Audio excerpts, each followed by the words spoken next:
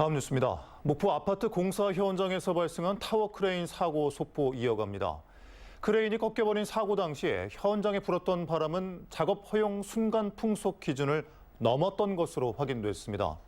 그런데 현장 타워 크레인 기사들은 강풍이 불더라도 사실상 작업 중지를 요청하기는 어렵다고 말합니다. 안준호 기자입니다. 목포의 한 아파트 신축 공사 현장에서 강풍에 힘없이 꺾여버렸던 타워 크레인 사고. 당시 목포를 포함해 전남 해안 대부분은 강풍주의보가 발효돼 있던 상황이었습니다. 산업안전보건법에 따르면 최대 풍속이 초속 10m를 초과하면 타워 크레인 설치와 수리, 해체 작업을 중지해야 하고 최대 풍속이 초속 15m를 초과하면 타워 크레인의 운전을 하면 안 됩니다. 사고가 난 시각은 정오 무렵. 목포에는 초속 17.3m의 강풍이 불었던 것으로 확인됐습니다. 12시 정도에는 17.3m/s로 불었었습니다. 하지만 타워 크레인 기사들은 강풍이 불더라도 작업 중지를 요청하기는 어렵다고 말합니다. 건설 현장의 중심인 타워 크레인이 멈추면 사실상 공사의 대부분 작업에 영향이 가기 때문입니다. 기사 입장에서 나 꽁무를 못 치고 그냥 내려가란다. 이렇게 하면은 또 이미 그 내미코는 다 떠오르는데 그러다 보니까 이제 기사가 어떻게 보면 나 한다 못 한다 이런 얘기를 못하고.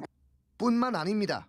지난해 6월 국토교통부가 발표한 타워 크레인 조종사의 성실 품위 유지, 의무 위반 판단 기준에 따르면 순간 풍속이 기준치를 초과했다는 이유로 원도급사의 승인 없이 조종석을 이탈하는 경우 국가기술 자격 행정 처분의 대상이 됩니다.